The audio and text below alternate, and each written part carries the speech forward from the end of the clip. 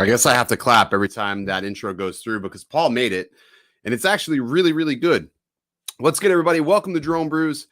Feels like, what are we on? This is episode number 40-something. I can't even remember. That's how many episodes of Drone Brews we've had. So another wonderful, I'm already drunk. Another wonderful Wednesday. Got a Nutter Cup Porter. It's like my favorite beer of all time. P.O. Box is in the description below. I can't legally ask you to send me beer, so use your own discretion. But if you want to send me beer, you could send me beer. I'm not saying it's legal to send beer. I'm just saying that it is a possibility. So, all righty. So we've got producer Paul. We got producer Paul this week. Hey, producer Paul. How you doing, buddy? We've got. I like the new lights, man. They look good, and the Christmas tree in the background is very festive. It's very festive indeed. So this week we are talking about not wrecking your brand new Christmas gift. So people are going to buy a drone on Christmas. They're going to unwrap all these wonderful drones. And then every year we go on Twitter. I look through Twitter every year and I see a bunch of people crashing their drones. Who's getting it stuck in the tree? Who's asking if fire departments can come out and take a drone out of the tree? So I think we have somebody who is our guest tonight from Unbox Warehouse, right? He recently got a Skydio, and he's one of the very few who crashed his Skydio. Or did he crash it? Or was it the Skydio that crashed it? So it's only appropriate I wear a Skydio shirt tonight. So let's go ahead and bring on Mike from Unbox Warehouse. Mike, everybody. How you guys doing? Can you hear me okay? Yeah, you're coming in just fine, man. All right, perfect. How you doing, Ken, Paul, old buddy, old pal? Oh, man. So everybody, this is how I know Mike. I know this is going to shock everybody. Wait, hang on. Gotta wait for the hashtag. I mean, wait a second, Paul. Let's see if they can guess. How does Paul know Mike from Unbox Warehouse? Can you guess how gifts? What did he say? We to win anything for this? Come on. I don't know. We may. We are going to announce a new giveaway tonight, though, and we're going to actually give away something we should have gave away last week, but we got sidetracked. Eddie Nunez wins at Camera Camp. So Paul met Mike at Camera Camp. Camera Camp's becoming a meme now, I think. It sort of is, but I have a difference of opinion of Camera Camp now. So Paul and I were talking, and he said you guys both were there. Oh, man. And I gotta tell it, dude, because people need to go hear for it, man. All right, go ahead. Can I do it? So he said you were out there and you were running away from a suitcase. Yeah, I did. That was my first interaction with iJustine. Was I came in there with all my camera gear in a robotic suitcase that followed me around, and it attracted her attention. She ran up and let it chase her, and How does it follow you? How does the suitcase follow you? the handle pops up, and it has some, I guess, just proximity sensors Okay. on the handle, and basically you push the button, it locks onto you, and it just maintains that distance. It's really clever. That's amazing. It's does a fun. It's got like a suitcase like that 12-mile range too for a suitcase. What does a suitcase like that cost? One review video. I think it was about $500 or $600 at the time. Okay, that's not terrible for something that's going to follow you. No. This was a CES product. Okay. It was causing big. I mean, there was big crowds over at the CES booth. It was over by the drones actually, and they were I think in the back. I think I remember bumping into it, but I was Yeah, like, they had him chasing it around, and I ran up on him and said, "I got to get my hands on that." It was either that or the one you could ride, the suitcase you could ride, and that's the one I got. But super fun. Camera camp. Art, thank you so much for the $5 super chat. Much appreciated, my friend, and thank you for the Christmas card, by the way.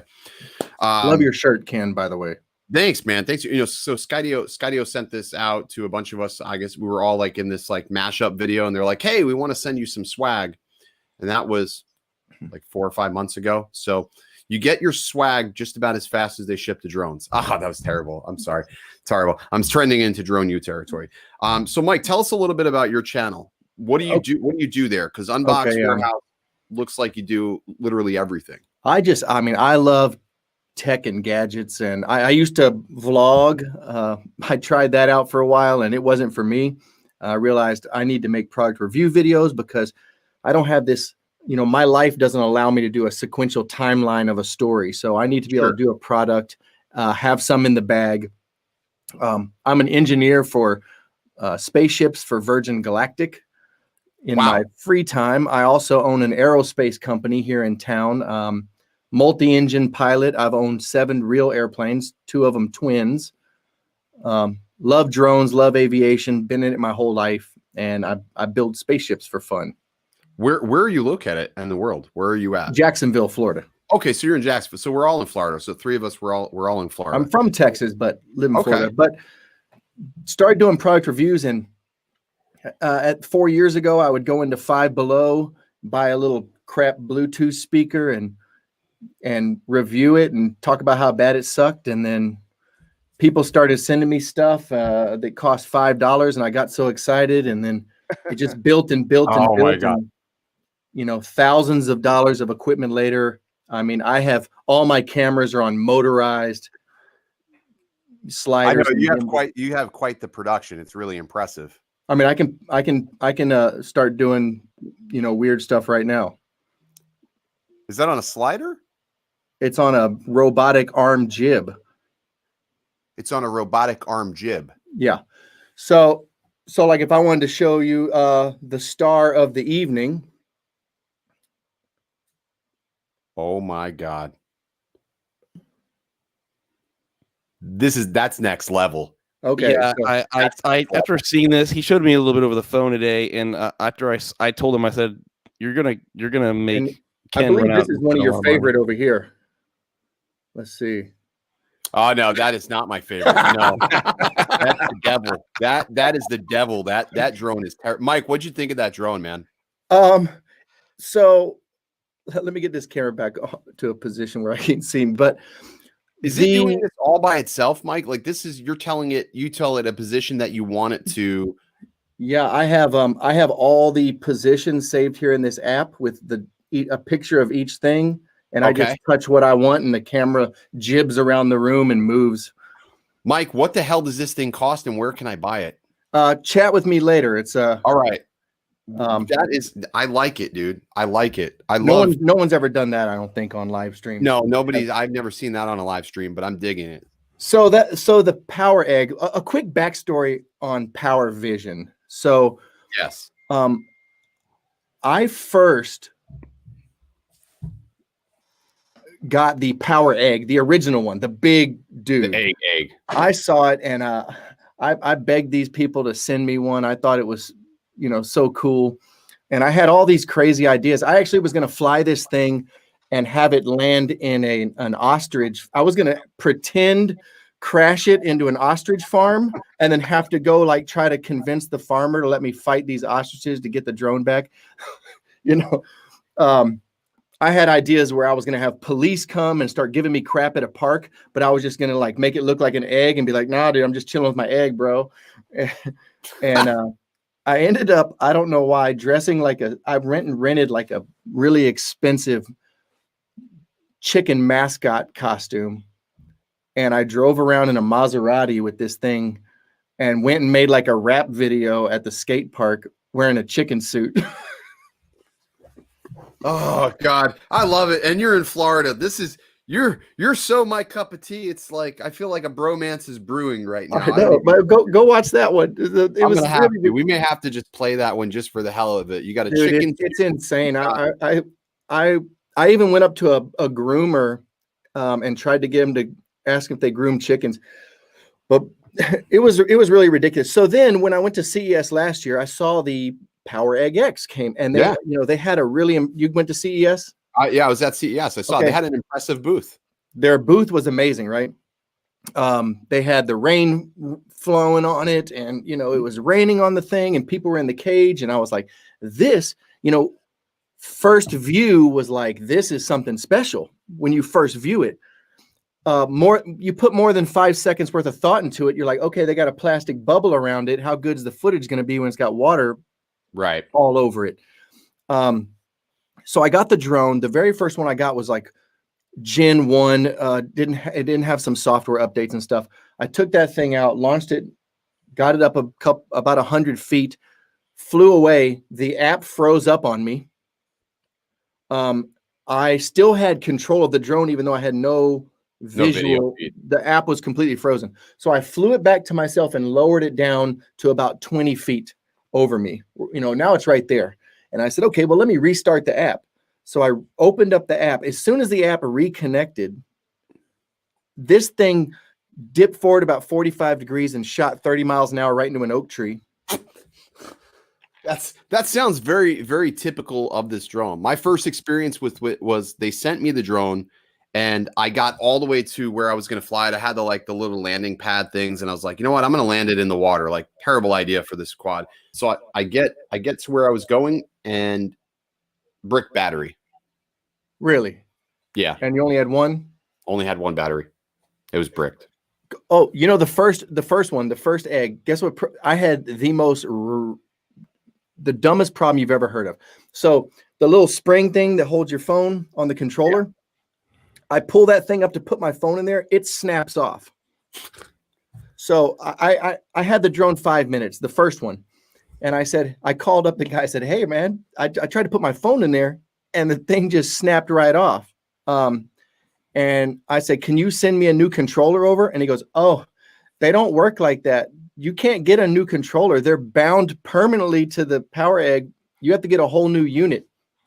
Oh, my God. That was the biggest shit show when they first sent it to me. So they started out the email with, well, if your video gets, if you get 50,000 interactions on whether it be YouTube, Instagram, wherever, you can keep the drone. As I started filming the video, I started thinking to myself, I just want to give this thing back. And then all of a sudden they stopped communicating with everybody. They stopped communicating with me. They stopped reaching out. So now I'm stuck with this egg, and it's the worst product.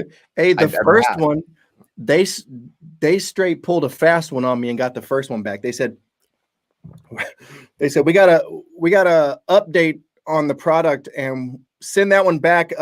They need to have that one back, and we'll send you another one. I've had companies do that. Nope. I've had companies do that. Yeah, but they didn't send me another one.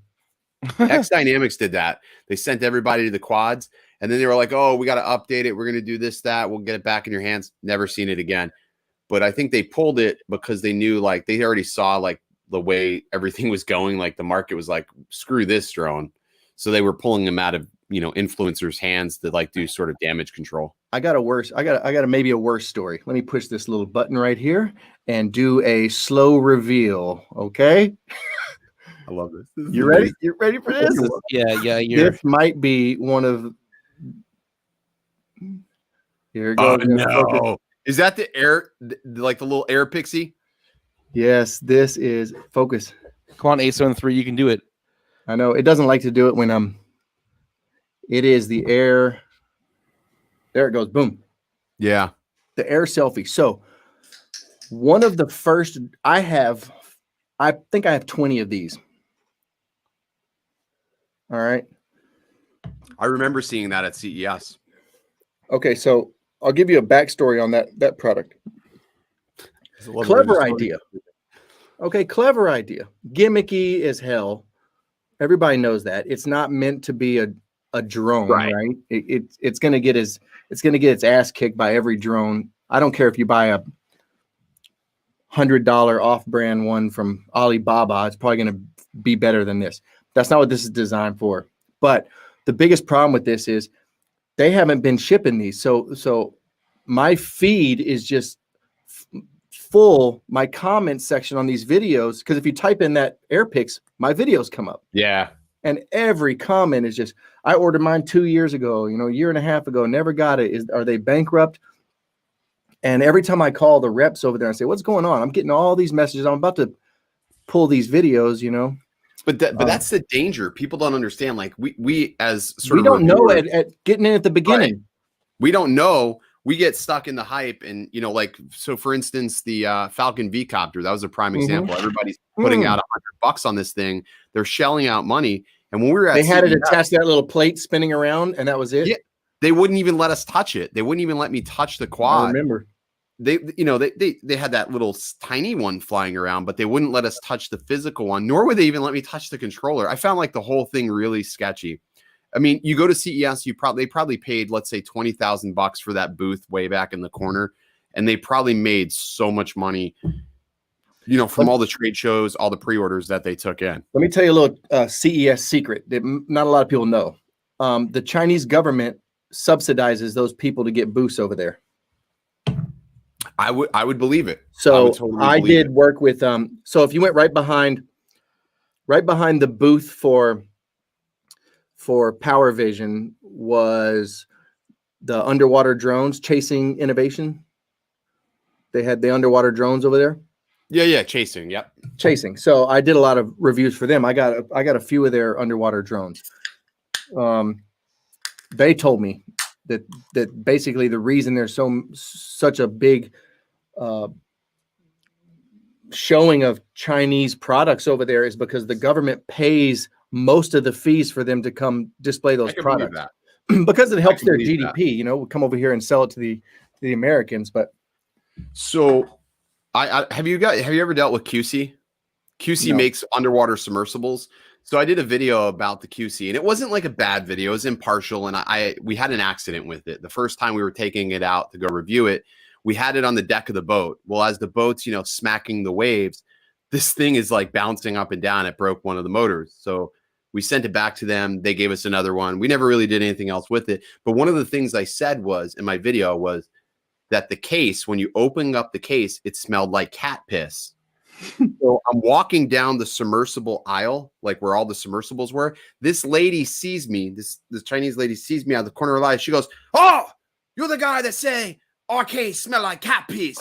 I mean, she comes barreling at me like a bat out of hell, and she's like, "Oh, you say case smell," and she says something to the other lady in Mandarin. I'm like, well, I'm gonna die.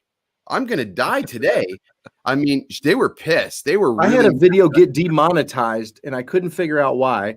I watched the video 8,000 times with all kinds of friends and YouTubers, and the only thing I ever said in there is I opened up this box. I don't remember what it was, and I said, "Man, this smells like China." And I think that's got to be the worst thing I said in that video. If you take that as an insult, but there's a definite odor. There's a smell to those products, and it's very. it's not unpleasant. It's just strong chemicals. And except cat you're on piss the is right probably channel to unpleasant. say whatever you want. Like, Cat because I piss think is unpleasant though. my audience is pretty well tenured to most things, so you can almost say anything here, and I promise you probably would never offend anybody. Absolutely nobody would get pissed on this channel. That's okay. perfect. I So you're good there. Yeah, it smelled like cat piss. All right. Yeah, it does. It smells like cat piss. CES is always a weird event. I'm sort of sad that we're not going to be able to go back this year. I love it. I played ping pong with the robot. I waited in line. Lucky. Yeah, I'm lucky. I went up there and acted like I was a bigwig. I think I had about 12,000 subscribers at the time, and I ran around that place. That's what you got to do, though. That's you guys probably ran into each other and didn't even know it. You know what we probably do, because at CES you meet a lot of people. Like, there's a lot of creators that I would see, and I'm just now like putting two and two together. Like, oh, that's who that was, or I didn't realize it at the time. I meet him later on down the road, and I'm like, oh, okay, I got it now. The weirdest thing was the DJI booth at the time. The DJI Mobile 3 had just come out, and I had the #1 video on YouTube. Okay, #1 for one of their top products. I went over there to the DJI booth, and I'm like, "Hey guys, Mike Benson. my video's #1 right now for the Mobile 3," and they're like, "All right, yeah, can we help you?" They didn't give a damn. Like, DJI doesn't care. Hey, that video got me, and that's the thing. They won't even bat an eye. Like, it doesn't matter if you do drones. It doesn't matter if you buy like 1,000. No, they don't care. They don't care. My video has 1.5 million views right now for a mobile gimbal. How is that possible? That's incredible. It's So this is I found something actually. This is I'm going to share this with you guys. This is the moment that this is after we met at Camera Camp. This is Mike. What is this? Hang on, Paul. I got to share your screen, Paul. Is this really happening? What do you mean? Yeah, oh my God. How do you have Here we go. Hang on. We're taxing Paul's internet right now. Don't look how I'm running. Oh my God, it's embarrassing. I can really run better than that. So Paul tells me, he goes, you guys got a chance to go to Camera Camp, but like, you guys got to go for one day. Oh yeah. No, I showed up the day before, rolled up to the gate, and the fuzz came out. The YouTuber fuzz came out and ran me off. They said, "You're not on the list." And I said, "Well, I'm damn right I'm on the list. Look right here." And they said, "Not today, you're not." And wow. Roberto Blake was in there, and I knew him, and I had his phone number. So I called Roberto. I said, "Hey, Roberto, can you get me in there or something?" He's like, "Oh, let me see what I can do." I was last I heard it from him. And so what I did is I went and rented an airplane. Since I'm a pilot, there's a little airport right next to there, and I went and started buzzing them in a little Cessna. And I was tweeting Justine like from the air. It was I never heard this story before. It's funny. Yeah, it's on my Twitter feed. I was buzzing Camera Camp in a Cessna because I was so pissed I couldn't go in. You tried to get there a day early. So did you try to get there a day earlier than we were there? Yes, I got there like that Saturday. They let us in Sunday. Paul, right. Camera Camp, while amazing, it was one day. So no, it was one day for us. It was a 3-day event for larger YouTubers. So Paul, it wasn't like a nice cabin and roommates Paul. on the premise, and we didn't get anything. Yeah, we stayed out in town at the Roach Motel, and we drove in, and all the bigger YouTubers had all the cabins, but then they had them roped off where we couldn't go over there. Like, you couldn't go walk up to, Josh Yo's cabin, like, yo, Josh, you can't. It was very well guarded. I mean, they were like, I don't know how I feel about that. It wasn't as bad as we're making it out to be. All the small YouTubers really respected the bigger YouTubers and gave them their space and weren't up their ass. I did notice that a lot. There was definitely a separation, but I don't think it was intentional because we were all together all day. Sure. I remember I set up a little time lapse on the beach, and I was setting up my time lapse, and then like Justine and Jenna came right next to me with 2 feet and set their time lapses up. They were, I was launching their kayaks. I was in other people's videos, yelling in the background, ruining their videos. It was great fun. What was more important almost than meeting those YouTubers, which was fun, was like the Sony reps. So I met some high up people at Sony that I'm still friends with right now. Paul, what is this? We did a scavenger hunt, and Mike was on my team. And my God, Paul, come on now. Paul, what is this, Paul? It was great. There was a lot of pictures. I have more pictures. That was my idea. There was a number of them that we were just you had to do random things on the scavenger hunt. And okay. How was this 24 hours, Paul? You only had 24 hours in a day, Paul. It was good. We knocked it out in a day. So you see the blonde guy in the front? Put that picture back up. I'll put it back up. This is what was crazy about Camera Camp. Let me just show you here. Paul's internet's really not the best. Give me a break. So that guy right in the front, that guy's name's Josh. He has a YouTube channel called Exploring with Josh. He's got I don't know 1.5 million subscribers. So he was on our team, and this is what was weird is most people here probably had 50 subscribers. Okay. And then like wedged in where you wouldn't even know it. This just kind of proves that, people with larger YouTube channels, they're the same. You don't even know. They're not like celebrities like people treat them. But did they have him exiled with you guys for one day? No, Well, because you're in groups and they kind of get larger YouTubers did stay behind on Sunday. Okay. So they had an expedition to the mountains. Okay. They had some expeditions to the mountains, and most of the big YouTubers went and did that, but all the ones that didn't want to go do that stayed behind. So there was still peppered in among the help was larger YouTubers. So it was super fun. But nice, really would like to talk about the Skydio. Let's do it. I have a hard on the Camera Camp. So Mike, you had an issue where it crashed. Walk me through this. Well, let's first off, the footage you got was pretty nuts. Okay, so that all happened the crash day. Okay. So how long have you had the Skydio? That was my second day with it. Oh my God. Yeah, it was horrible event. So the first day I got it, took it in the backyard, ran around with it. I ran up and down the street. And the initial feeling of having a Skydio, don't play it yet because I'm going to talk about this. Okay. The initial feeling of having a Skydio was absolute fear. Like I could not get any usable footage of myself because I was too busy going like this. Yeah. Like you can't stop looking at it because you're paranoid. I mean, imagine having like $1,000 and just like toss it up in the air and don't look at it and run around and hope it follows you, right? So super scared of this thing flying.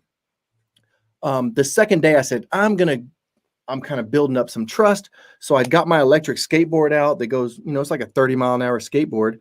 And I went down to the Riverwalk downtown. At this point, I pretty much had convinced myself that this thing was a miracle drone and was uncrashable, based off of running up and down my street, having it chase me the day before. So I take off and I'm flying this thing. It's tracking me fine. I even went under an overpass and the Skydio went over the overpass. It was pretty wild. I'm leaving that footage out due to personal reasons because I am a Part 61 pilot. So it crashed though. It crashed. So I did the droney by double clicking the beacon, right? Yeah. You double click that button and it takes off for a droney. And I was on the skateboard and the first thing that happened, you got an echo or something? Yeah, I hear an echo. I'm trying to trace it down. Let's see if it's on me. Check 1 2. All right, so you can play that video now because This is the part where it goes to the crash. All right, let's hear it. All right, so I did a droney. I'm on the skateboard. The thing takes off, and I set the droney for like max, which was, I think it's like 300 feet, right? So you see it's up really high. These are some condos in downtown Jacksonville, and I'm running down this boardwalk on a little skateboard. It's pretty jumpy. Once again, it's Paul. This is Paul's internet. Pause it right here. This is where it starts to go south. So I take off on that little skateboard around the corner of this building, and it loses me. So I don't know where it's at this point. It's up in the air. It's so far away, I can't hear it. I can't see it. I'm on a skateboard zipping along real fast, right? I'm just trusting that the Skydio is going to follow me. I go around the corner, and it loses me, but still has the beacon in sight. So it starts heading that direction towards me, even though it doesn't have a visual, and decides it's going to make an appearance in these people's condo or apartment here. And I didn't even know this happened until I got home and looked at the footage, but it flew right into these people's patio. I mean, if they were out there, they would have shit themselves right now. And then it dips down. It's below the glass. Those are glass panels. And I thought for sure it would just fly right into the glass because it's a visual. This thing uses, and it kind of jumped over it, but it went and hopped over it. Now, when it came back down and latched onto me, this is the last bit before the Skydio crashed.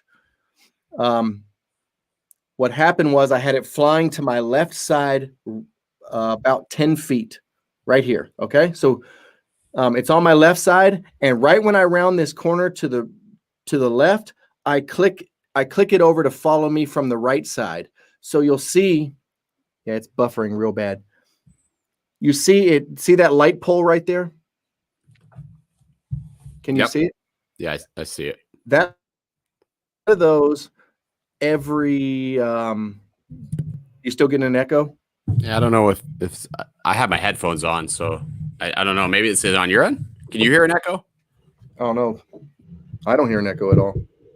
Yeah, it's weird. I don't hear it. I don't hear it now. Maybe it was just the mic was too close to the speaker. Okay, maybe. Okay, maybe so that pole right there, there's one of those about every 20 feet on this boardwalk, and this boardwalk is suspended over the water. So the drone shot over the top of me. Now, the reason it wrecked, and I'm very, very thankful that Skydio replaced this because to be oh, shit.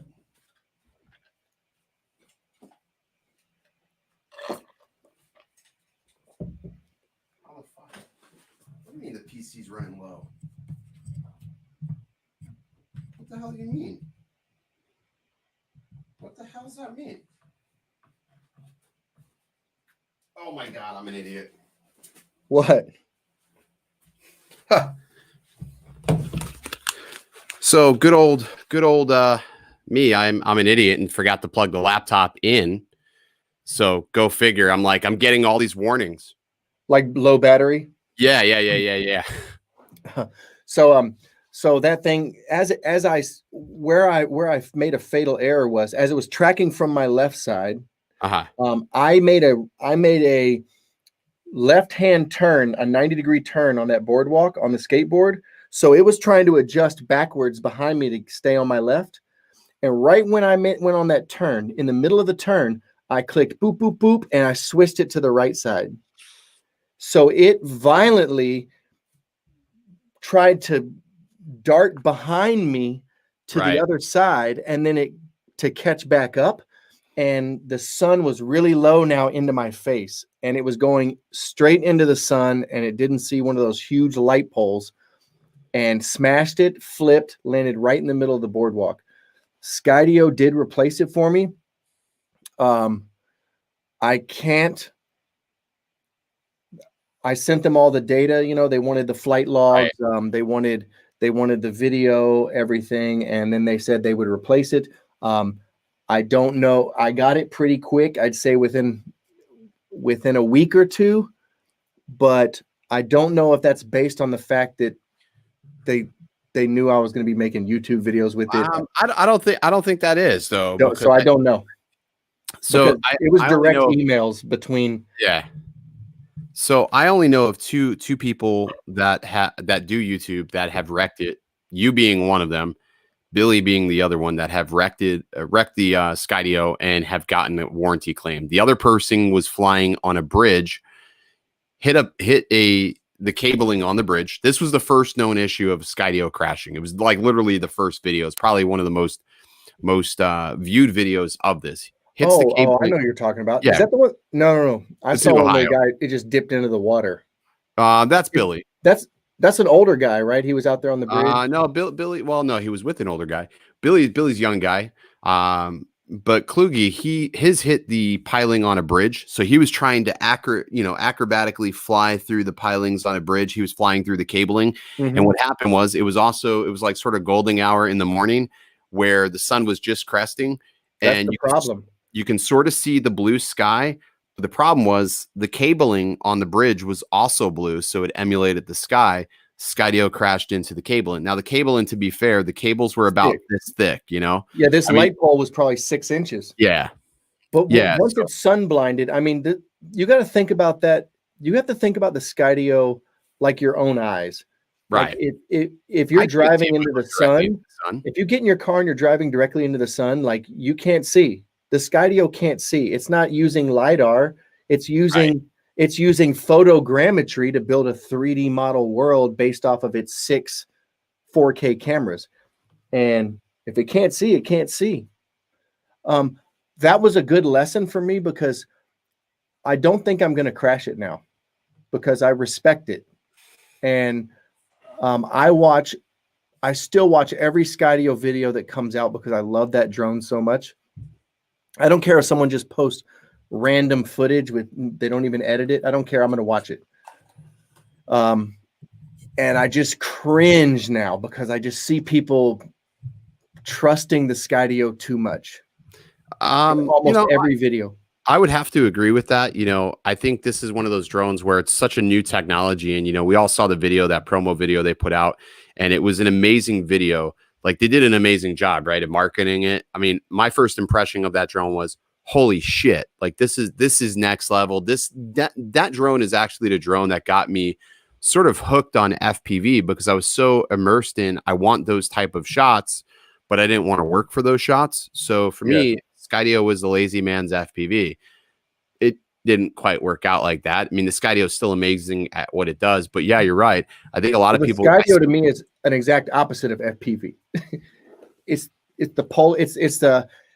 the difference of. So, Paul and I were talking about this earlier. I like how you said the word this too. It was good. So, look, I'm a pilot. I've owned 6 airplanes. And everyone I buy is because there's a different mission at some point in my life. Sure. Same with drones. Like there's not one drone that's going to cover everybody. And cars are the same. So people who are against automation, well, look at what Tesla's doing. This is where the world's going. Like cars are going to drive themselves, and there's a market for that. And there's people that trust that. Anybody that's against automation has to know that every time they get on a plane, they're flying on autopilot. These large, heavy planes all auto land. F-16s in the Navy, when I worked on those, they auto land. Everything flies itself, okay? So because people suck at flying. This is a really good question for you, since you are an actual pilot and you have a good knowledge of aerospace because this is what you do. So in your opinion, like your honest opinion, totally unbiased, like forget Skydio as a company.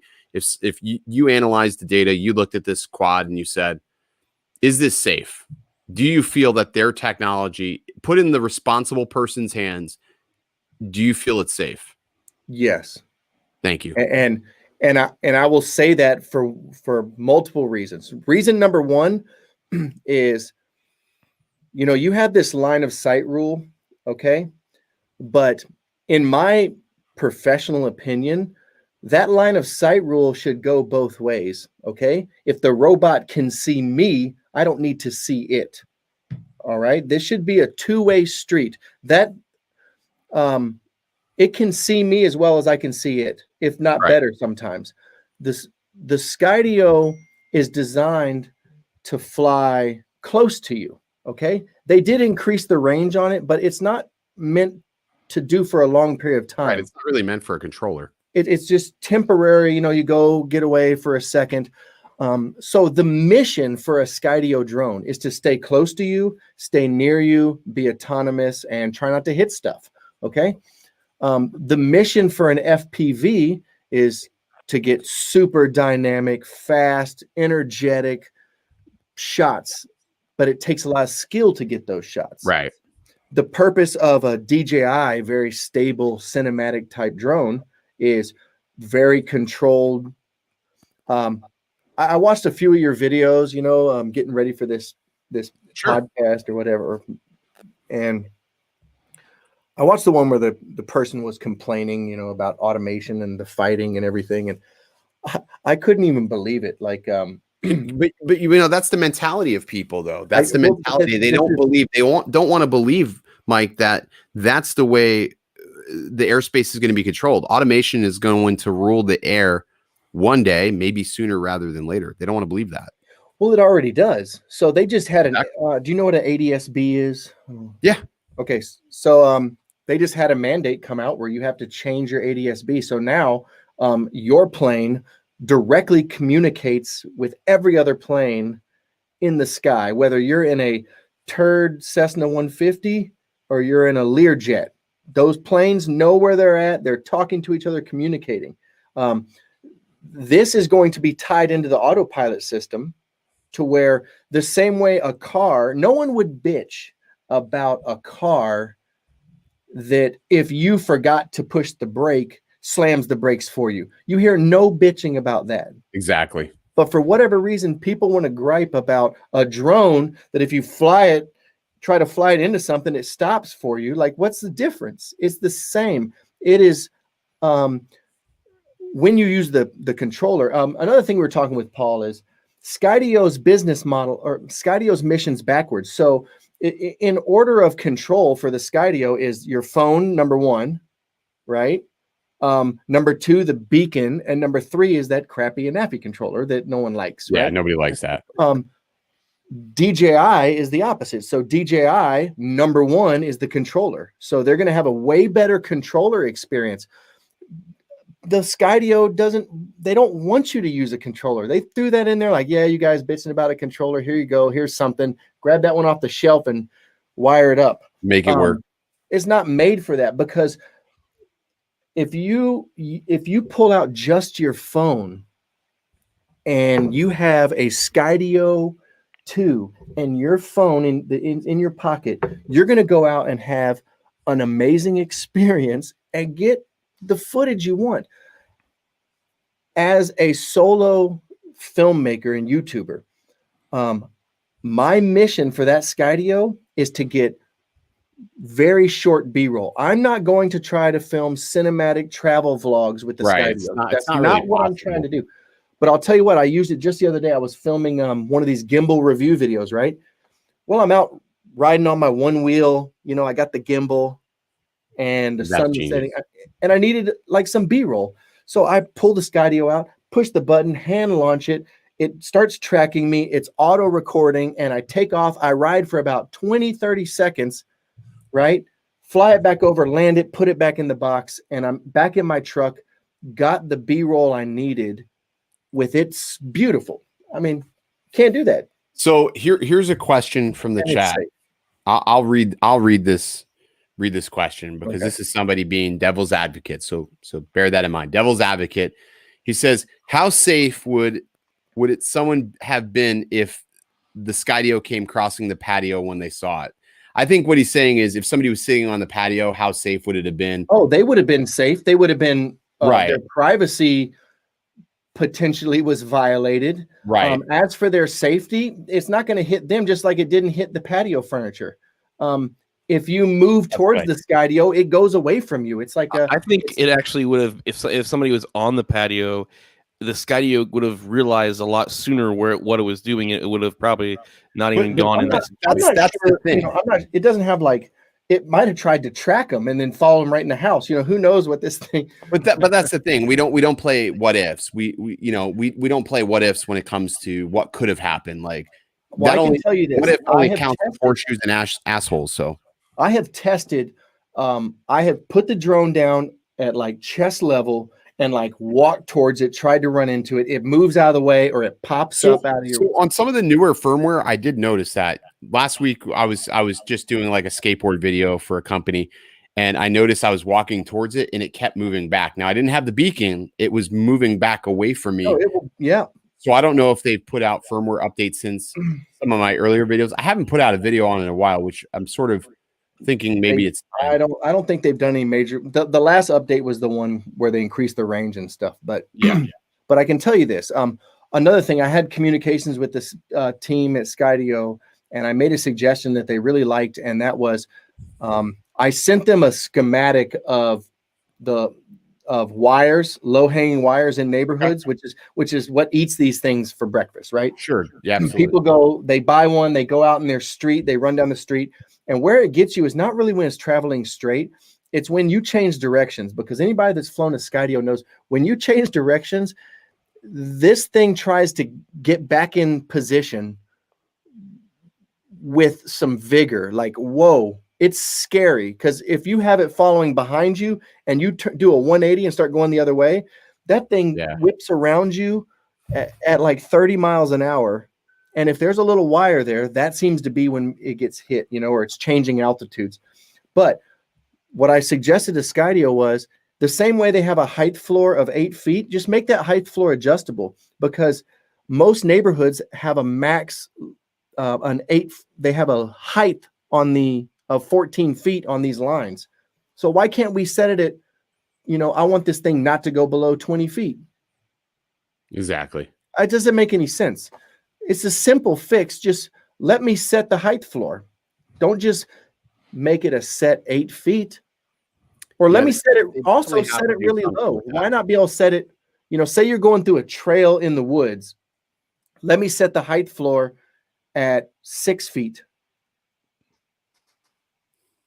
No, that's true. But that was my issue when I first started testing it. One of the things I was doing was going through a trail.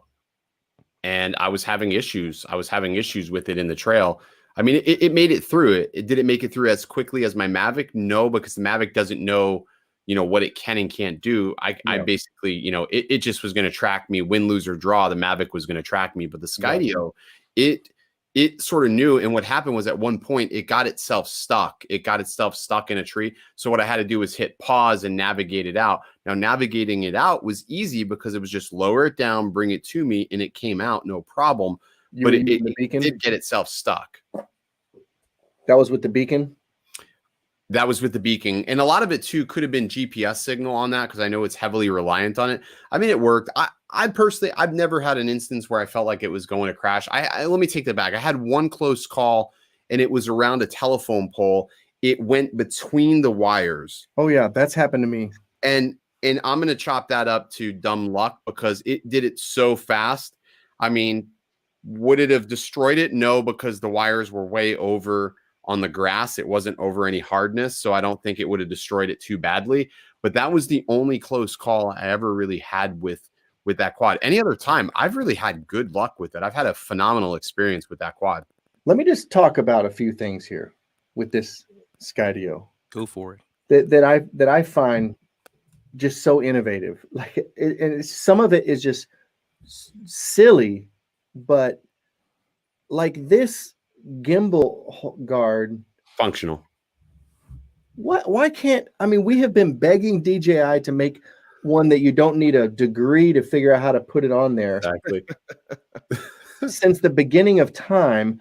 And this one, it's the simplest thing you've ever seen in your life for that gimbal guard.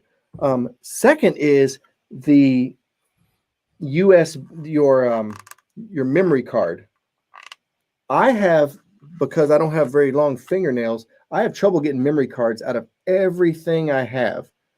You know, GoPro, I got to find something and click it down in there because I can't push the memory card. This has this nice little trough for it to go into, just the memory card reader.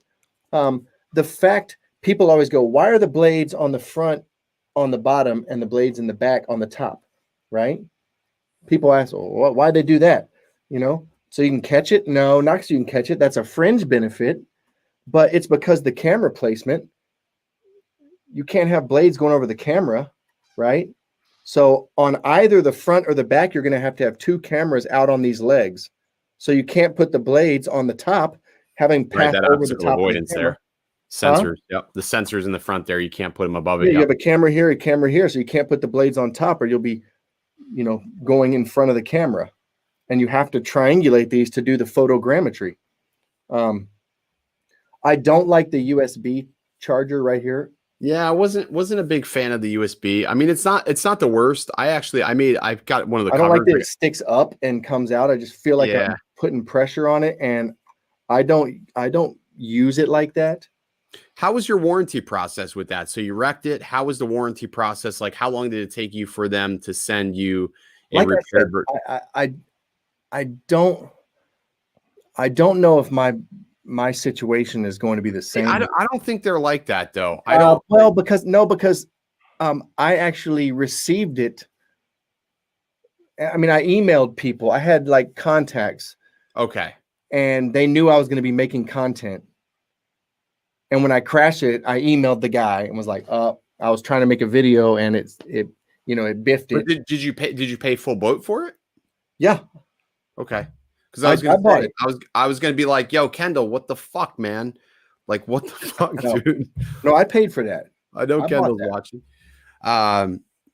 No, I mean, if you paid full boat, I think they're gonna treat you like any other customer. Like, I really truly believe that because, like I said, Kluge, we all knew, like, they knew he was gonna make videos. They knew what he was gonna do with it. Like, they knew he had a pretty large audience, and when he wrecked that, he went dark after that. There was no more comment on that. He had a choice: either pay for the repair, fix it, or they were hopefully going. Now, I feel a little of the repair process. If you have to replace your drone, I think they're kind of gigging people there, man. Yeah. Yeah. So it's $850 if they have to give you a refurbished unit. Holy shit. Okay. It's $1,000 to buy a brand new one. So I would just be like, can I have a brand new one at that point? Well, here's the problem. You when you get the refurbished one, you keep your battery and they only want this when you send it back. Yeah, that's all they want. They only want this. Okay. So when you buy a refurbished one for $850, this is what you buy. A refurbished one of this. You don't get a battery, you don't get a charger, you don't get anything else. You don't get another little box, a little landing box. So if you add up all that stuff that you're missing, I believe you're going to exceed $150, which takes you back up to the price of the new just one. The battery by itself is $100, $100, and then the case. In the case. So what I'm saying is they're charging you full price for a refurbished unit when you get it under warranty. Yeah, that to me is a bit of a no-go. I mean, that's a little price gouge in there. Yeah. I agree. I agree with that. I think that's sort of price gougey, but I mean, who knows? Maybe that's a deterrent. I think when you have a drone like this, you sort of have to have sort of a deterrent to try to prevent people from pushing it really too far to the extreme. I think when they first did the initial marketing, I think it was spot on. But again, as humans, when we watch things, we're gonna be like, it says it can do it, I'm gonna give it a go, and they just try to really push it to the limit. I pushed it day 2, and then now I don't push it anymore. Yeah, I think it's cool for what it does. You really got to put it in a situation that it can succeed. We're talking about people going to buy drones for Christmas, right? They're going to buy drones. Yeah, we're going to see on Twitter. We're going to see all over the place. There's going to be a shit ton of people that lose that brand new quad on Christmas morning. Christmas morning, people are going to charge these batteries up within an hour of opening up their brand new drone. They're going to lose it, right? It's going to happen. So what advice would you give somebody, little Johnny opening his brand new drone on Christmas morning? What advice would you give little Johnny to prevent him from losing his drone? I would say little Johnny, first off, should not fly in his yard where your first place, you should go to a large field, like a soccer field somewhere away from people where you have lots of room. And most of the videos I see when people wreck them and they're new, they go launch them in their backyard because they're so antsy to play with it. Yep. And then they don't have enough room to. They go to the fucking moon with You know, it for nothing. When you get your pilot's license, you don't learn to land on a little postage stamp runway. You start with the big ones. Give yourself some wiggle room. So tip number one is just, first off, watch every video and tutorial that you can.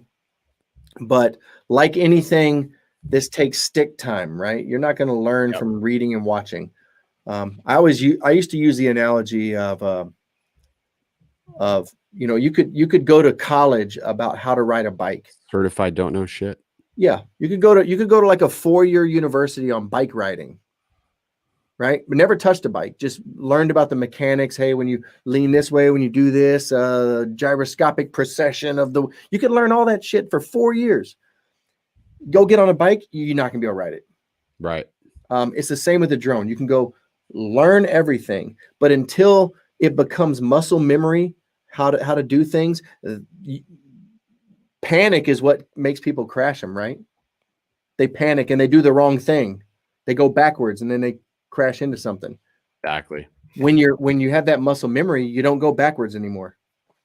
So, question for you, because I just saw something interesting in there. So, last year, the FAA, the day after Christmas, dropped their proposal for remote ID. So, for remote ID for UAS, you being a pilot, you've had to have heard about remote ID with drones, right? You're in this sphere, so this is 100% up your alley. What's your thoughts as to what do you think the FAA is going to do with that remote ID on a drone, to have that digital tag number, to put restrictions in place? What do you think is going to happen with this? Personally, I feel like it's overregulation, because I'll tell you, as a pilot, is that something you worry about? Like, no, it's not. I don't ever worry about it. I don't care. No. I'm saying, like, have you ever had a fear of striking a drone? No, that's what I'm saying. I don't go up there and think about drones at all. See, I love having an actual pilot in the chat. We don't think about drones. We think about birds. There's a way more birds than there are drones. Okay. Exactly. We need to regulate birds. Remote ID pelicans. Okay. Oh shit! That would be hilarious. Remote ID pelicans. You're right though, man. They're barking up the wrong tree. You're talking about, out of the things that exist in the air that could be of a danger to an aircraft, drones are 0.001% of those things, if not less. There's so many dang birds. Even a little bird. Okay, a little bird, when you hit it at 500 miles an hour, is like a bullet. Oh, I bet, man. Did you ever see the Mythbusters where they fired frozen chickens at the windscreens of aircraft? Great episode. I have not seen that, but I can imagine. It's 500 miles an hour. I mean, well, it's not even that. Don't even worry about the windshield. Think about a jet engine. So I'm thinking about the engine of sucking up. Like, look what the geese did to the plane on the Hudson. I mean, it took it down. That's what they said. The guy was a great pilot, and they said, no, great pilots don't hit the birds. I don't think you really get an option, though. I don't. When you're taking a flock of geese, No, when you're taking off, it's not. You're not going to like, woo, wait, watch out. Not in a plane that size. A little plane. You don't get an option. I always freak out every time I take off and land from JFK. Like, that's all I think about. Or like LaGuardia. That's all I think about. Because it's not like the birds aren't there anymore. No, they're still freaking there. Oh yeah, they're there. They have bird cannons. People fly falcons at the airport. They hire falconers to go out there and fly falcons around and scare away the birds. I mean, they're trying everything. They're grasping for straws. But as for drones, no, I'm scared of birds. Exactly. I think most operators are pretty, conscious of things. A lot of people claim, they're trying to make room for the airspace to obviously, Amazon and UPS and all these logistics companies they're biting for this airspace, right? They want the airspace so they can do, their deliveries, and that they're looking to track other air traffic such as drones. I think we make up such a small percentage of that traffic that it's not even worth. I mean, their no time. one cared about all of the. I mean, when I was I'm 40. I'm about to be 43. Before drones, everybody played with remote control planes, and there were big flying fields. You could buy a gas powered. I mean, something that I would, if I hit a drone with this thing that I bought from Hobby Flight for $200, I would smash a drone up because it's got a gas motor on it, fuel. It's got a 6-foot wingspan, and it goes 50 miles an hour. And there was no regulations on that. This all stems from people's fear because we initially labeled these things drones. Drones had a military type background, and so people started thinking the wrong thing. If I would have taken a trainer airplane and flown it around, no one ever would have got a shotgun and tried to shoot it down. People have a perversion of logic that the tiny camera on that thing is going to be looking in their window from 400 feet. They should buy one and get educated. You can't see anything with this. It's cinematic footage. Exactly. I think that's the vast majority of the pilots here. I mean, yeah, could this be used for malicious activity, for terrorism and stuff? Yes, but I think we have enough safeguards in place to prevent that. At least DJI has enough safeguards in place, Are we going to regulate this? Oh yeah, exactly. You're going to regulate that. I'm going to stick this over your fence, and I can get 360-degree video of your backyard. That should be regulated right there. 100%. This catches everything. Not only where you're pointing. I mean, people are they're worried about the wrong things, man. You should be worried that I can take this little credit card thing and walk through the mall and video every single thing that happens in every single degree without you even knowing. That's what you should be worried about. Your privacy. First off, there is no privacy in public. It's not assumed that there's privacy in public, but drone people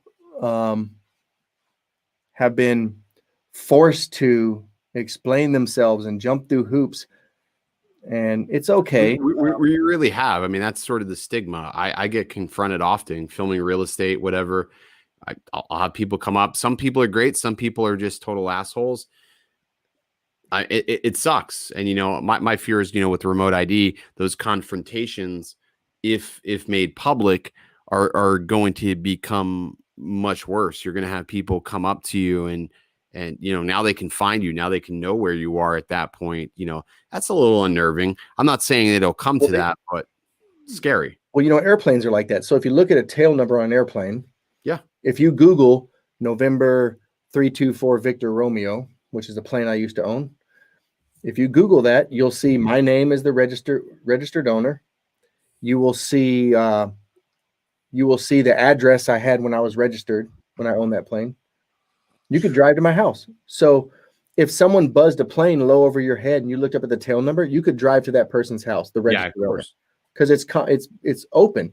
License plates aren't like that. You can't look at my license plates and find my house. I don't know why they would ever risk people's privacy based on some kind of mode of transportation or mode of recording or a tool that can't be legal, and it's not going to happen.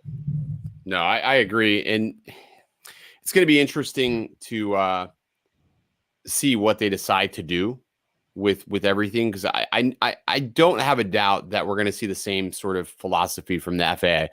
I think the day after Christmas, they're going to drop a bombshell. It almost seems like they love sucking the joy out of people's hearts the day after Christmas. And I'm pretty firmly believed that we're going to see the final ruling on remote ID the day after Christmas. That's 1 year from the day they first introduced the proposal. I see Phil Deeney there said he's staying below 250 grams. I used to, first off, what an arbitrary number to just, in the engineering world, we don't say pull out of your ass. We say we rectally derived it. So 250 grams is a rectally derived number. Like it is, who cares? Right. Right. I guess what they did was they did analysis of weight, right? But size matters also. So anybody that knows anything about physics knows that it's not about how much something weighs, it's about its weight to size ratio. So if you had something that weighed 250 grams that was the size of a BB, that thing will hurt somebody if it falls. Okay. So if you have something that weighs 250 grams, it's the size of a bus, it's going to be the lightest thing in existence, right? Makes sense. It's good and it logic. won't hurt anybody. So its size of 250 grams is such an arbitrary number. But I used to stay away from that, and I was like, I don't want anything that weighs 250 grams. Like, that's going to be garbage crap, because that's all that existed. But with DJI's new Mini 2, it's very promising what the future. Did you get your hands on one yet?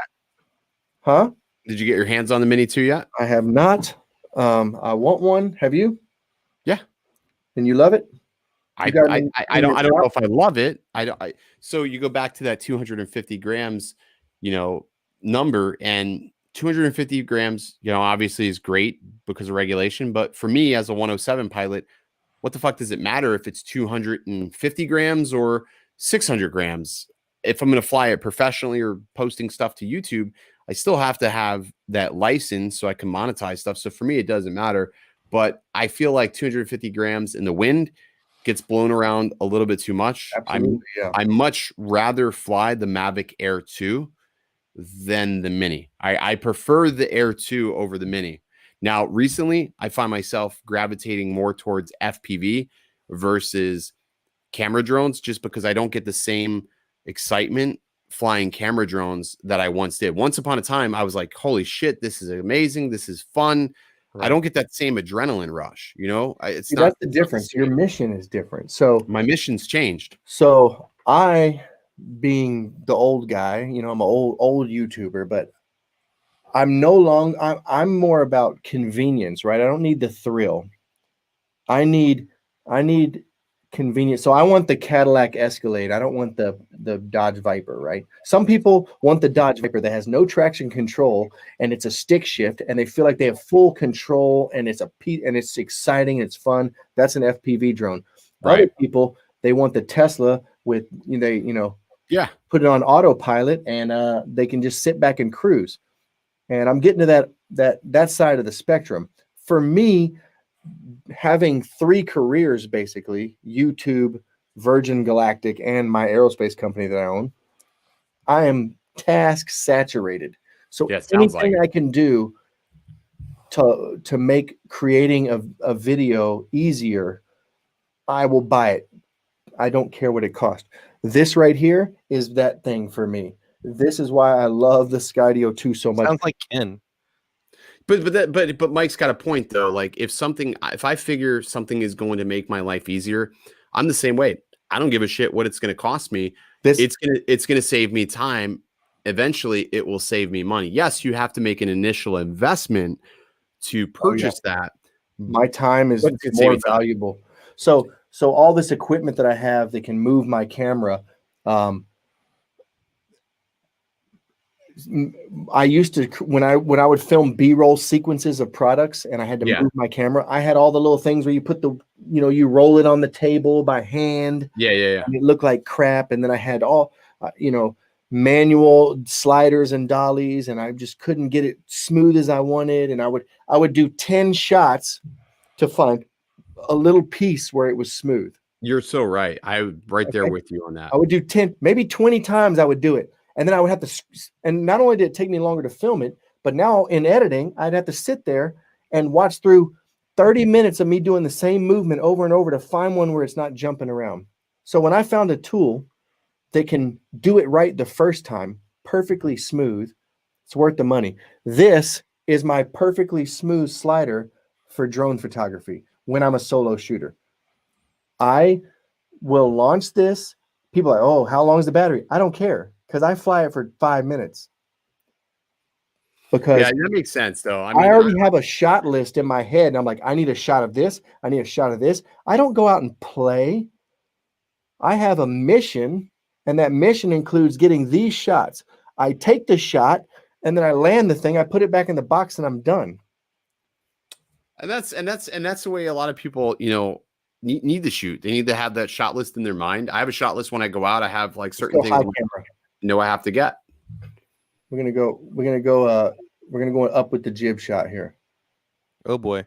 Shots. I like this. Uh-huh. I can't wait. Mike, we're talking offline.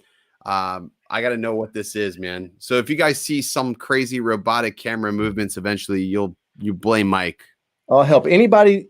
If you watch any of my videos on the intros, you will see some of the most crazy dynamic. You know what's funny is Paul says to me, he goes, you're going to love who I've got coming on the show today. And he's like, I've got Unbox Warehouse. I'm like, I haven't heard of Unbox Warehouse, because it's funny because YouTube's a huge space. There's many different lanes. I'm like, all right, I have no idea what to expect. He calls me. He goes, I just spent an hour on the phone with Mike. He goes, you're going to be broke by the end of the stream. I said, what are you talking about? He goes, he's got so many gadgets and toys. He goes, he's right up your alley. So, I know you're right. Nanlite Pavo tubes back there. Yeah, no, I got the Pavo tubes. I got those two over here. I love the Pavo tubes. They're amazing. These things are so versatile. These things are so absolutely versatile. I absolutely. I can actually move the. Let's see. I can take this app here. Watch this. See, I can just move the camera with my app. So there's the Pavo tube. Oh, isn't this crazy? See it? That is crazy. And then I can just go back, push the camera right back to its set position. Boom. That thing's amazing. Oh yeah, I'm definitely sold on that. Well, Mike, I appreciate you coming on, man, tonight, chatting with us. Hey, good to meet you, Ken. Dude, definitely. You're welcome back anytime. You're absolutely a freaking wealth of knowledge. Guys, if you haven't already, in the description, the show notes of tonight's stream, you can find Mike's channel link. I highly encourage you to go check it out. I mean, what more do you want? The guy's a freaking pilot, has his own aerospace company. Literally, go check him out. I encourage you to go subscribe and watch some of his content, because I was binging on it today. And you can find something you like. Everybody in this. I can't say it any other way. There's no other polite way to say this. It's pretty fucking awesome. Well, thank you, Ken. That's 4 years of trying to get better every day, but if you don't cringe at something you made 2 months ago, you're not getting better. That's my philosophy. Dude, I love it. That's the way I think. That's the way I think. People like, oh, aren't you embarrassed about that old stuff you made? No. In the description. So in the description of this video, you'll find Mike's channel link. So Paul has done a really good job of making sure that's there. Also, if you just search for Unbox Warehouse, Unbox Warehouse, similar to Unbox, Unbox Warehouse, you're gonna find Mike's channel. There's drones on there, egg drones. I dressed up like a big chicken. I've done underwater drones. I got zero-turn lawnmowers on there. I got electric zero-turn lawnmowers, gimbal reviews, camera equipment. It's pretty widespread. It's almost like a smorgasbord of everything for, like, there's going to be something you're going to like, which this is why I like bringing different guests on, people I've never met before, because I'm like, oh shit, I have to watch this now. So I'm sort of addicted to it. You know what the problem is, and Ken, this is a big mistake. I use YouTube as an outlet, not for financial gain. I mean, I like the money from it, but I use YouTube as an outlet to play with things that I find interesting as a guy.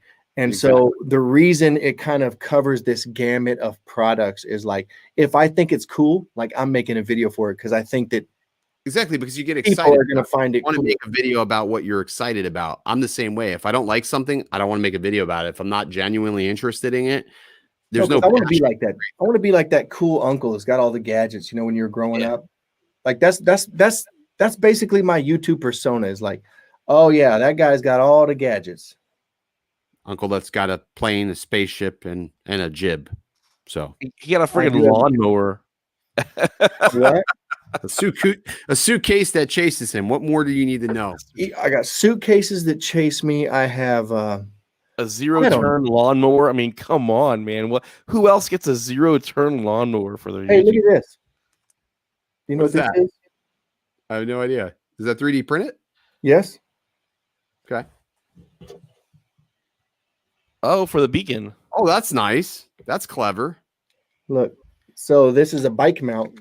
That's pretty clever. So did that in CAD, 3D printed That's cool. my own bike mount because there's a market for that. Kevin Wells says Mike's got 36,000 subscribers and growing, and you're damn right, because he's got an amazing channel. He puts a lot of time and effort into production quality and cares about the product that he puts out. So, dude, Mike, I appreciate you coming on, man. You're welcome back anytime, brother. See y'all later. See you later, buddy. Thanks. Paul, thanks so much for bringing him on tonight, dude. Yeah, I've been waiting. I've been waiting to pull him on. He was a fun dude to hang out with at Camera Camp. Dude, so good. So good. So good. Yeah, we talked today on the phone, and it was just like, man, why haven't I talked to you sooner? I don't know. But, when I said to you, I want to bring a guest on tonight, but I didn't know who to bring on. I didn't want to bring on just like the average, the typical person that we know, because I feel like we're always recirculating through the people we know in the drone community, but there's so many more that fly, really appreciate the hobby that we never get a chance to talk to, but we just pick and choose who's already known. So to bring somebody who's, sort of well known, but they do a well-versed amount of content is really important. So I think it's about time. Let's go ahead and we're going to give away a frame tonight. We're going to give away an FPV frame. Paul, you got a question in mind? I'm going to grab the frame.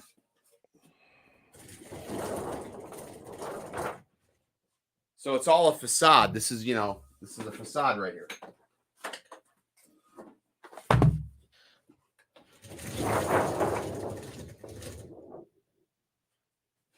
That's what we call studio maximization of space.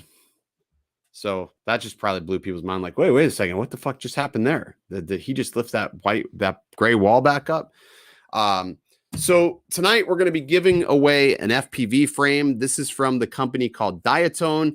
This is the Roma F5 frame. This is the F5 HD. So if you have a DJI FPV air unit, you want to stick it in here, you can win this frame. It is not a complete drone. You have to build it. And this is one of my favorite frames for 2020. It's one of my favorite frames for 2020. But before I do that, I do want to read some hateful comments from an individual that I feel deserves a good old fuck you, Paul. So let's read some comments from some douchebags today. Okay. Not today, but let's read some douchebag comments, Paul, because we always like to end the night with some douchebags, and this guy deserves it all. So let me find this douchebag's comments. I know I screenshotted these because I screenshotted all of these because he was a prick. And maybe I screenshotted the prick's comments. Let me see. Where did his prick comments go? Okay. Yes, here it is. So we've got Hiro Asuka. He says, douchebag comment of the month. He says, sell the drone community another useless product. He comments again, salesman. He said, do not flex for the market. Be yourself, my man. There was more comments from this person. This is this person. You may or may not be able to see these comments depending on how far you can zoom in. Anyways, Hiro Hasuka, I'd like to give you the warmest, most welcoming fuck you. Fuck you, Hiro Hasuka. Let me say this again for the hearing impaired. Fuck you, Hiro Hasuka. I'll say it in Braille now. Fuck you, Hiro Hasuka. I don't like you. I don't like your comments. You've been banned from my channel. I don't give a shit what you comment any further. But I figure you'll probably catch this stream. So if I didn't say it again, and my wife hates that I curse so much, let me drink a last of this very lingering beer. Fuck you, Hiro. Yeah. All right. We're good. All right. So today, Paul. Today. We're actually going to give it away today. We're going to give it away today. Do we have time for one more douchebag of the day? I think we have one more time. Why not? Okay, we got time for one more douchebag. More time for douchebag. Oh, we got time for one more douchebag of the day. Okay. Today's douchebag of the day comes in form of Well, this one's just this one. I'm going to make this one famous. So here we go. Sue me. Oh, boy. Let's break this one out. See, when you fuck with me, like when you fuck with Big Brother and Big Brother doesn't give a shit, he's going to make an example out of you. You know what I'm talking about, Paul? No, but I'll probably see it. So, douchebag of the day comes in form of my very own my middle brother Joe. My middle brother Joe. I hope you're watching tonight. I hope you're enjoying. Maybe somebody will tag you in this. So he says, when you run a business poorly, others have to come into the market and do it better. Just don't forget who's been doing it longer. Stay humble, chump. I've had a little bit to drink. My availability is 24/7. Call me Mr. Subway. You can have it your way. Pictures that sell does it better. Remember when I said I was going to fucking punch you pretty good? And when I punch you, you're going to stay down. So number one, it's Burger King says you can have it your way. Burger King says you can have it your way. Not Subway, you dumbass. Subway says you can eat fresh. You can eat fresh. Not Burger King. Number two, when you run a business well, you don't have to say anything at all, and clients will still call you, whether you run your business publicly or quietly like I do. I don't post everything I do because I don't have to. I respect my clients very much, and I don't have to post nor brag. Number two, it's actually number three. Figure out how to fucking operate your cameras and expose for your shot, dear brother. There is a thing as proper exposure. Figure it out. There are plenty of YouTube videos, some of which I'll link down below after tonight's stream, in which I would highly recommend that you brush up on, because you keep texting me to try to figure out how to operate your camera. I'm not your quick guide. I'm not your bitch. If you want to learn how to shoot real estate professionally and do it well to where your videos don't look like an absolute amateur shit show, my friend, watch some videos, practice your craft, do it well. Stop thinking you can take the easy way out to get a quick buck. There is no easy way, because in the end, your clients will end up being mine, because there is a difference between an amateur and the original. At the end of the day, my friend, fuck you. I bid you adieu. That was to my brother. That was his brother, by the way. That was my brother. Fuck you. I'm Original Dobo for a reason. Brotherly love. Brotherly love. There we go. So there we go. That's the Family Feud. Let's give away a frame. We've got the Diatone Roma frame. We're going to give it away. What do you think about the question? You think it's too easy? Let me see what the question is, Paul. Let me see what the question is. You think it's too easy? That's a little too easy. That's a little too easy. So let's make this a little bit more complicated. In my video, oh boy, of the Diatone Roma, F5 from with the DJI HD, what type of battery did I run on this quad? What type of battery did I run on this quad? You're on the clock, people. You're on the clock. What type of battery did I run on this quad? God damn it, John K. You just won yourself a Diatone Roma. 6S was the battery. Holy shit, he was fast. John K., you've won yourself a Diatone Roma frame. It's a good guess. That's a great guess. Diatone Roma frame. So, John, I'm gonna give you the option. I'm gonna give John this option. So, because I know John's been around the block a few times here on this channel. So, John, I'll either give you this Diatone Roma frame because I know you don't fly FPV, or I'll give you a brand new set of the quiet props for the Autel Evo. Your choice. You tell me in the chat. I'll give you this frame or a set of quiet props for the Evo 2 Pro. Your choice. Not even an FPV flyer didn't knew the right answer. That's pretty powerful. Right? John says he's going to take the props. So if John is taking the props, I'm going to go up to the top of the chat. I'm going to look at the last person that gets it right. So Lon guessed 4S. Time to Fly says Tattoo 4S. B-Man, you're getting the F5 frame. So you send me your address. I'll actually hand deliver John his props because I know where John lives. So I will hand deliver John his props. B-Man, you're going to win the frame. There we go. So we've got 2 winners. There's no losers. Only winners. Only winners. Only winners. So B-Man takes it. B-Man was quick to the draw. John gets props. B-Man wins the frame. He's the runner-up. That's how that works. So we also another giveaway, but we're not. So there is another giveaway. Woo! I can't wait. Let's talk about this. So we have another giveaway. We're going to be giving away a Mavic. Well, it's not even a Mavic. It's a Mini 2. We're giving away a Mini 2. So here's the deal. On Friday, I'm dropping a video talking about the Mini 2 giveaway that is going to be happening. This Mini 2 giveaway is going to run till the 1st of December. Now, there's all sorts of ways that you're going to be able to enter this giveaway. There will be information in the description of the video below, not this video, in the video that drops on Friday. So if you want a chance to win a Mini 2, check out that video on Friday. There are going to be some rules. You have to be at least 16 years old to enter. I have to legally say that. I don't care if you actually are.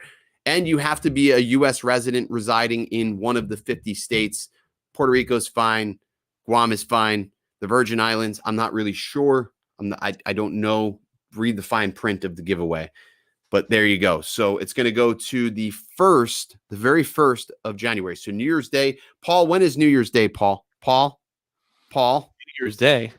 New Year's Day. When is that? Ooh, let's see what that day is. That is Paul. Okay, so let's do this. January 1st, which is January 1st. Friday. So December 30th. December 30th is a Wednesday. December 30th is a Wednesday.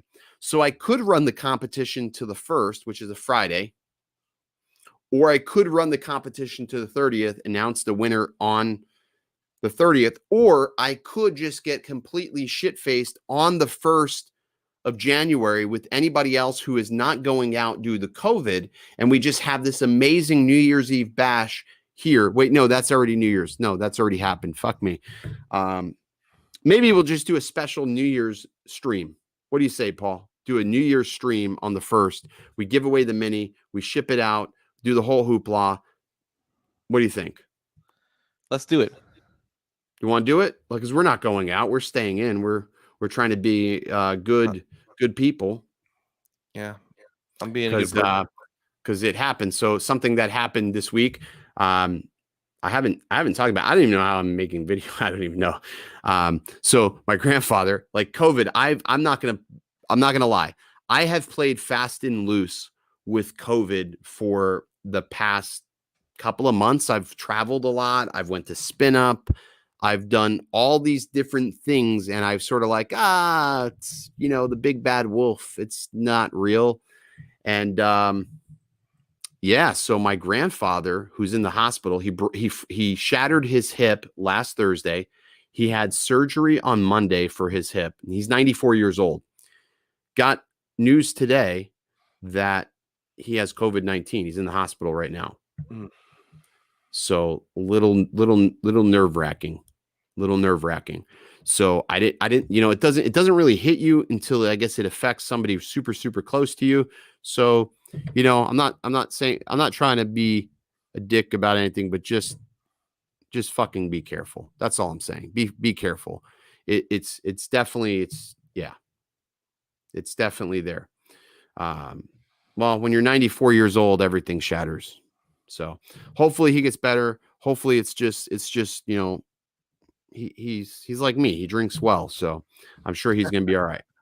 So that is going to be that. Paul, we had a great stream. Mike was a phenomenal guest, man. Phenomenal guest. Yeah, he was on for a while. He didn't care to. It was pretty awesome. So that's the thing. Like when we have guests like that, I really do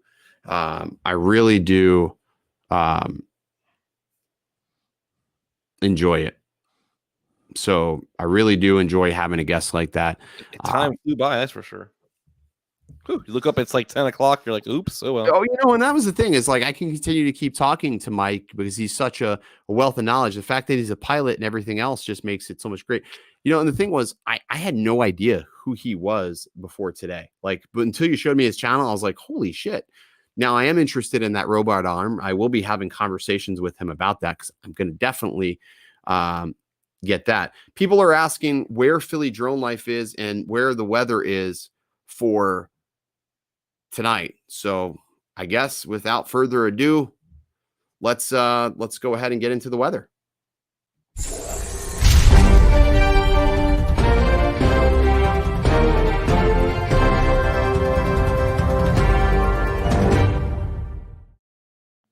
Wowzers, guys! I need a little bit more coffee.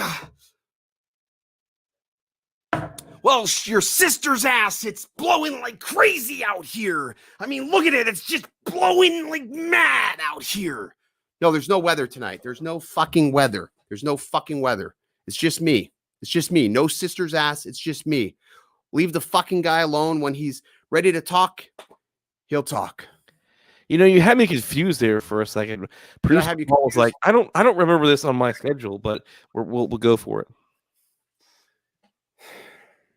I didn't do that. When he's ready to talk about things, he's going to talk about things.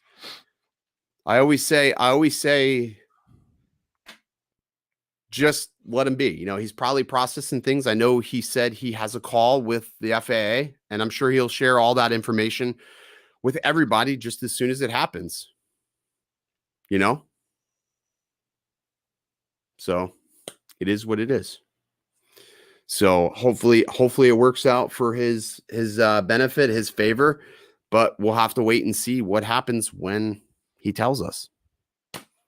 It is what it is. I mean, there are a lot of people that are really mad with him, and there's a lot of people that really fully support him. I sort of sit in the middle of everything, and I would say the same thing. I said the same thing to him. I sit in the middle of it because as somebody who is a 107 pilot, I have to respect the rules to the best of my ability, but there's times where I break the rules. So to say I didn't break the same rules he hasn't broke would mean I'm a hypocrite. That's not the case. So I wish him all the best, but he sort of stepped away from the show from the time being until he gets all of everything figured out. But he's still chugging along, creating his content, doing his thing. So the easiest way to support that person, if you want to support Mike, is to go to his channel and watch his videos, watch his live streams when he's there, and that's really it. That's all I can really say about it.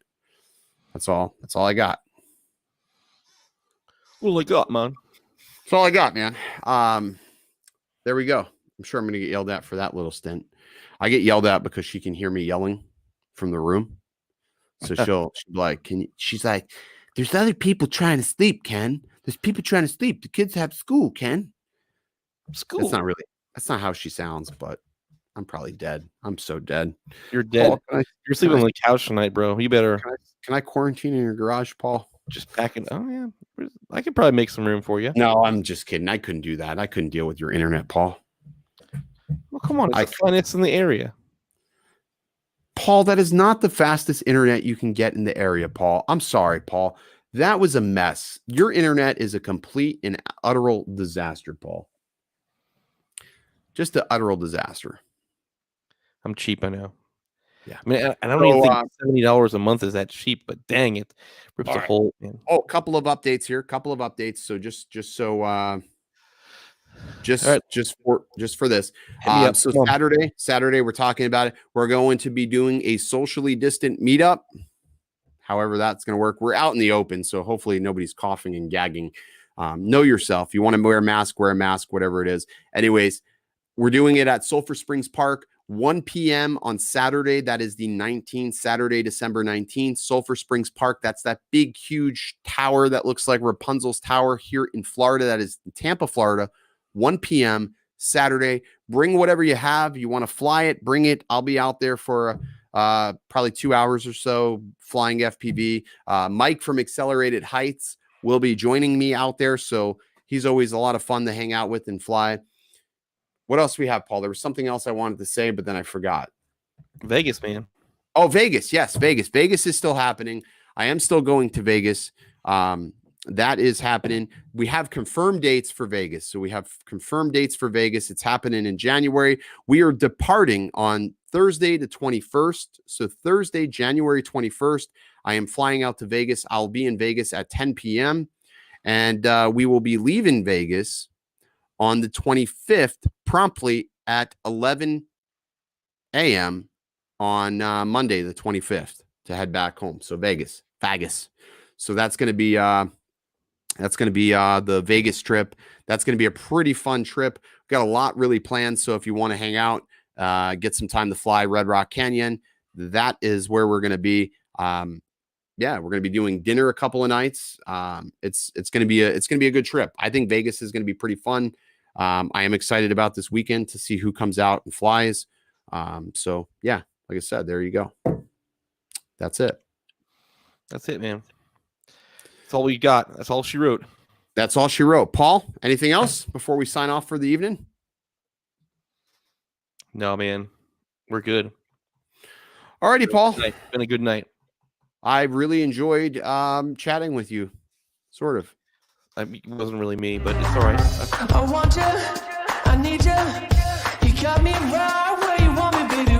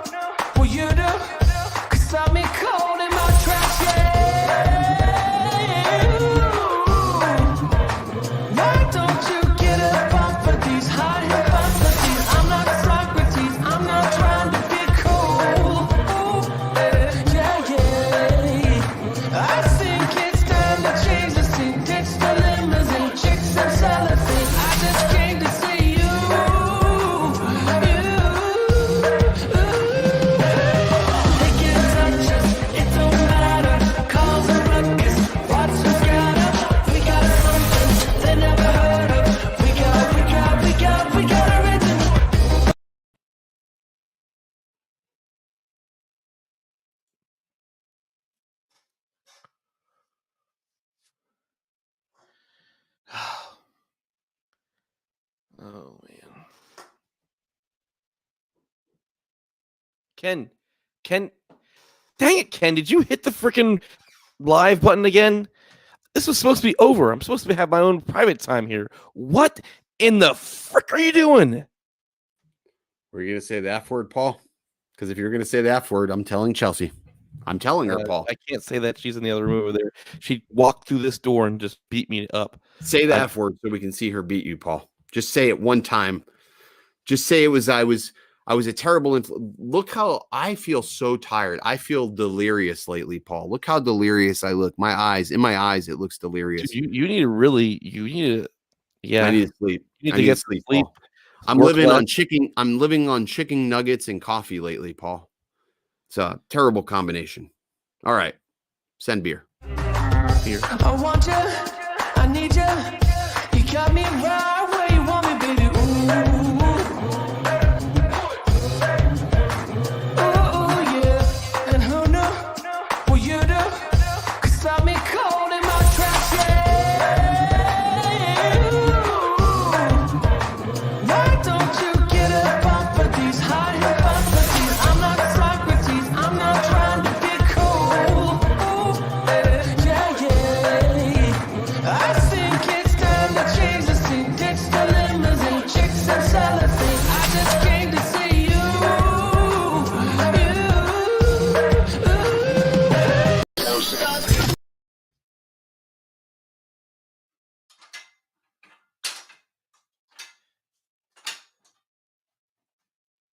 Dang it, man. What the heck, dude?